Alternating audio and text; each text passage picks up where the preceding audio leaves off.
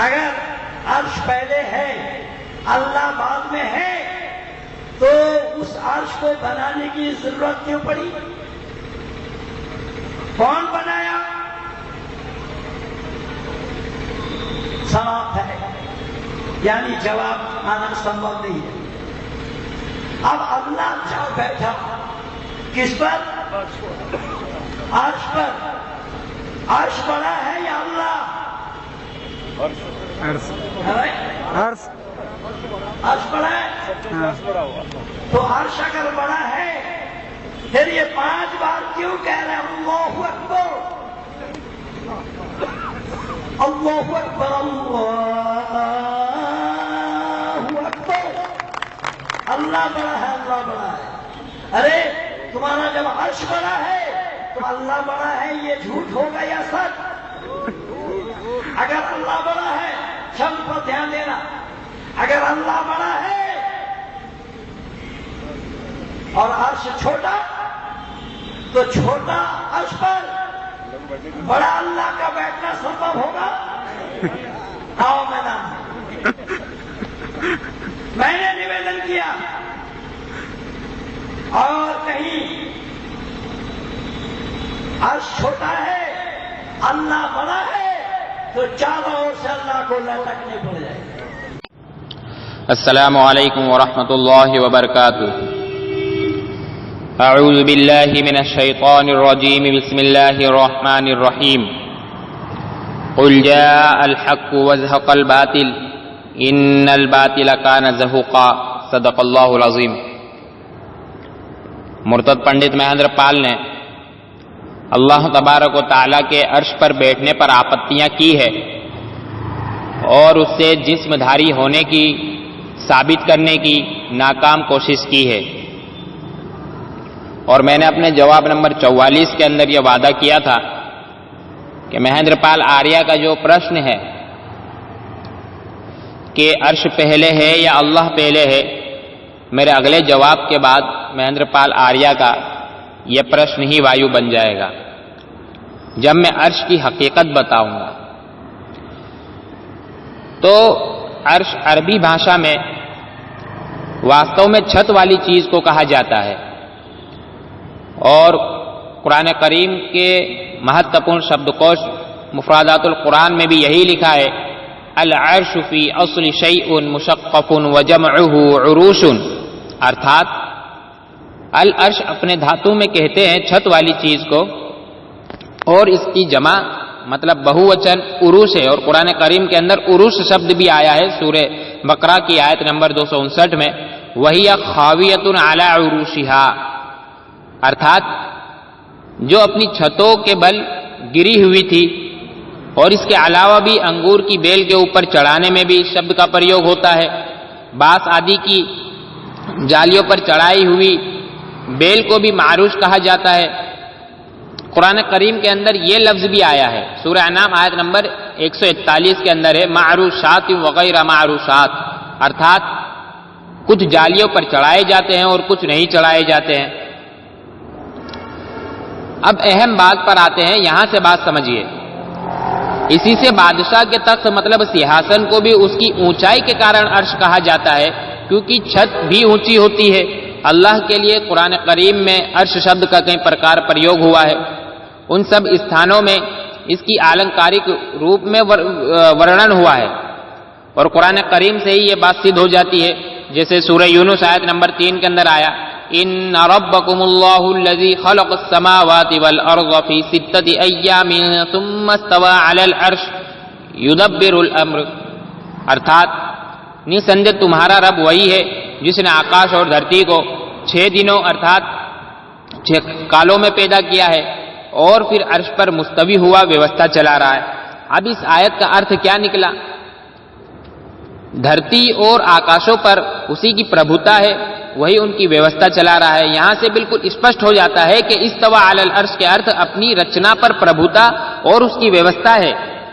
इसलिए मुफरादातुल कुरान में भी लिखा है, वकुनिया बिही अनिल इज़्ज़ वस्सुल्तान वल ममलकती। अर्थात बतौर मुहावरा अर्श मतलब सिंहासन का शब्द सम्मान, प्रभुता और राज्य के अर्थों में बोला जाता है।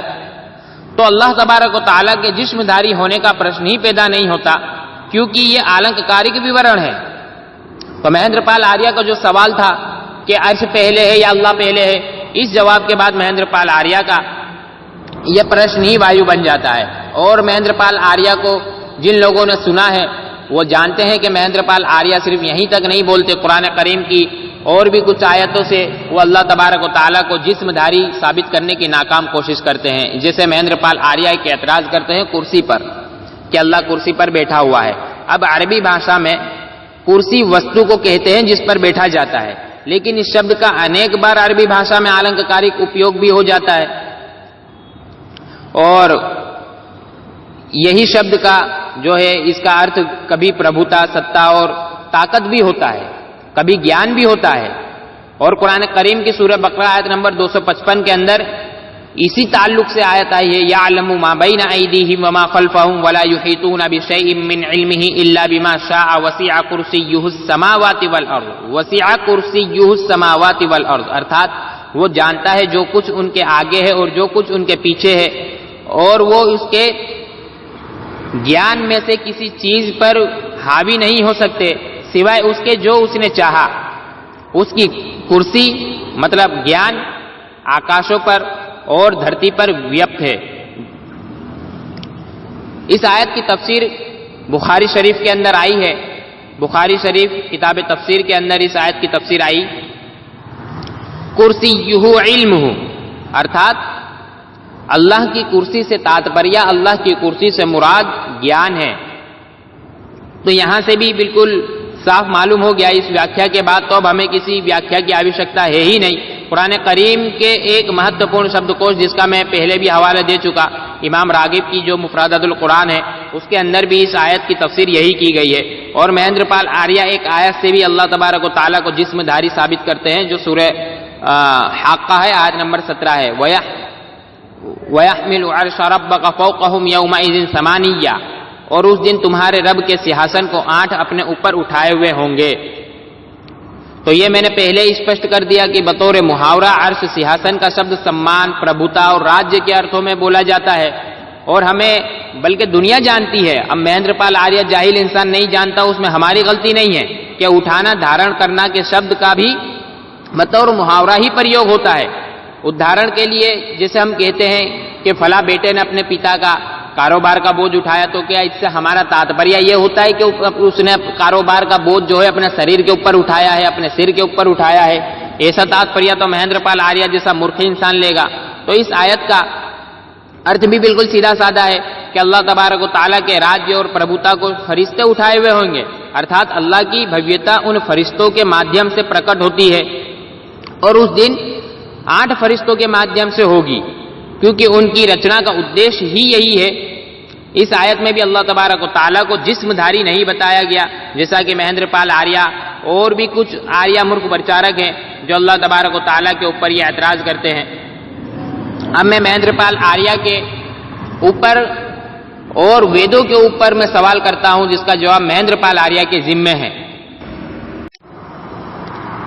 ऋग्वेद मंडल नंबर 9 सूत्र नंबर 86 और मंत्र नंबर 27, और इस मंत्र का अर्थ भी दयानंद सरस्वती ने किया है, आचार्य श्री राम का नहीं है। मंत्र इस 27वें मंत्र में आया है, तृतीय वृष्टे अधि रोचने दिवहा। इसके अंदर परमात्मा को बताया गया कि वो धुलोक के तीसरे वृष्ट पर विराजमान है। तो अब जो विराजमान होगा वो शरीरधारी होगा या नहीं होगा, ये आप खुद फैसला कर सकते हैं। और इसी तरह ऋग्वेद मंडल नंबर 9 सूत्र नंबर 82 का पहला ही मंत्र है, असावि सोमो अरुषो वृष हरि राजो दस्मो अभिगा अचिक्रेदत पुनान वारम पर्येत्या व्ययम श्यनो नायोनिम धृतवंतमासदम। इसके अंदर परमात्मा को बताया गया कि वो राजा के सम्मान दर्शनीय है। अब जो विराजमान हो, राजा के समान अपने दर्शन करा रहा हो, तो ये शरीरधारी है या नहीं, आप बड़ी आसानी से फैसला कर सकते हो। तो मेरे भाइयों, मैंने महेंद्रपाल आर्य के अर्श को लेकर के और अल्लाह तबारक व तआला को जो वो मुजस्सिम साबित करने की नाकाम कोशिश करते थे, मेरे इस जवाब के बाद महेंद्रपाल आर्य के पास कोई जवाब नहीं है और ना पूरी आर्य समाज मिलकर के मेरे को इसका जवाब दे सकते हैं। और वैदिक ईश्वर शरीरधारी है, मैंने ऋग्वेद मंडल 9 से साबित करके बताया हूं। महेंद्रपाल आर्य के इसी तरह जाहिलाना एतराजात के जवाबात हासिल करने के लिए हमारे YouTube चैनल इस्लाम धर्म की सत्यता में जुड़े, इंशाअल्लाह बड़ा नफा होगा। वाखिरु दावाना अनिल हम्दुलिल्लाहि रब्बिल आलमीन।